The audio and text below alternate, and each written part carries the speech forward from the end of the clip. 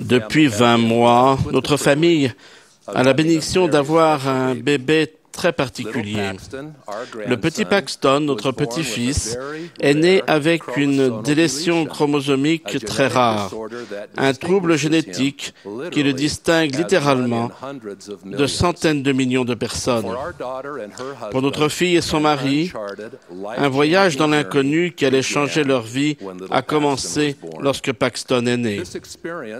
Cette expérience est devenue un creuset où ils reçoivent des leçons spéciales liées à l'éternité.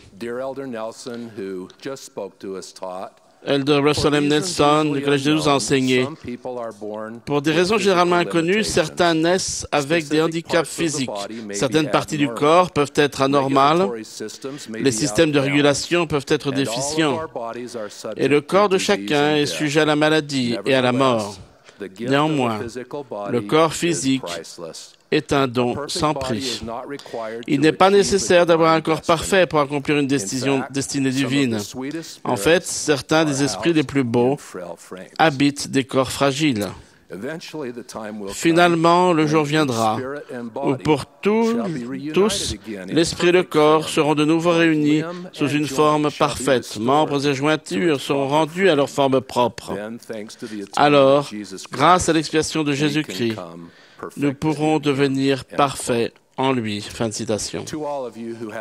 Vous tous qui avez des difficultés, des soucis, des déceptions et des chagrins concernant notre chair, sachez ceci. C'est avec un amour et une compassion infinie que Dieu, notre Père céleste, vous aime. La personne affligée qui vous est chère est vous. Quand elles doivent affronter une telle souffrance, certaines personnes peuvent se demander comment un Dieu tout-puissant a-t-il pu laisser faire cela? Puis la question qui semble inévitable, pourquoi cela m'arrive-t-il à moi? Pourquoi devons-nous connaître la maladie et des événements qui handicapent des membres bien-aimés de notre famille, les rappellent prématurément auprès de Dieu ou prolongent leurs années dans la souffrance? Pourquoi ces chagrins? Dans ces moments-là, nous pouvons nous tourner vers le grand plan du bonheur conçu par notre Père céleste. Quand il nous a été présenté dans la vie préterrestre, ce plan nous a tous fait pousser des cris de joie.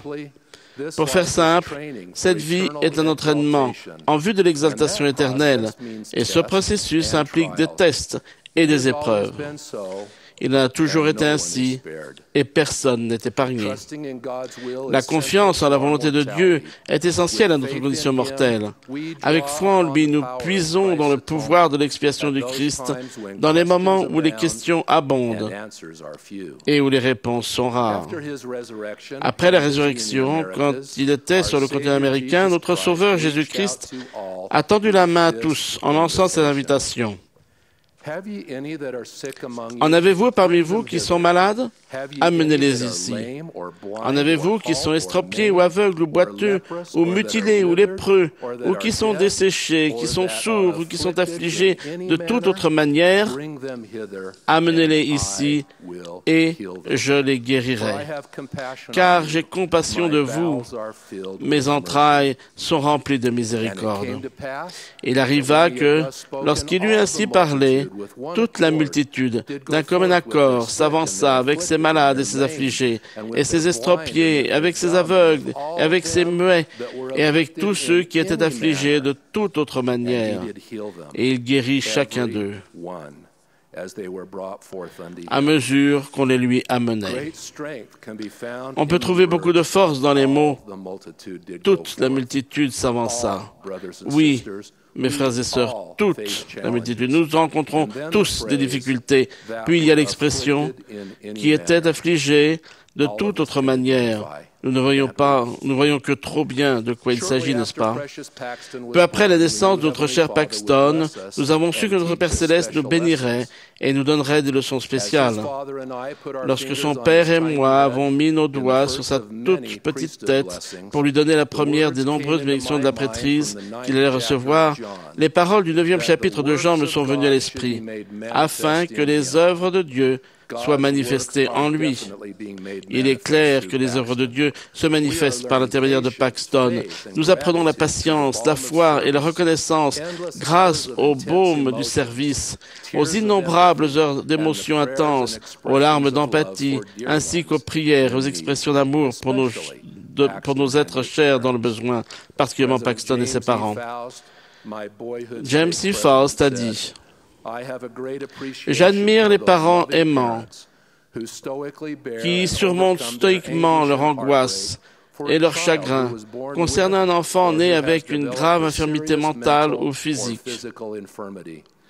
ou qu'il l'a acquise par la suite. Cette angoisse se fait souvent sentir chaque jour, sans répit, tout au long de la vie des parents ou de l'enfant.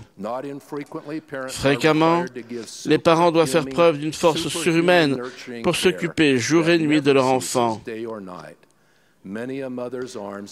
Les bras et le cœur de nombreuses mères souffrent pendant des années, soulageant la souffrance de cet enfant particulier et le consolant. Comme cela est décrit dans Mosia, nous avons été témoins de l'amour pur du Sauveur donné à la famille de Paxton, et cet amour est accessible à tous. Et alors, il arriva que les fardeaux qui étaient imposés à Alma et à ses frères furent rendus légers. Oui, le Seigneur les fortifia, de sorte qu'ils purent supporter leurs fardeaux avec facilité, et ils se soumirent de bon cœur et avec patience à toute la volonté du Seigneur.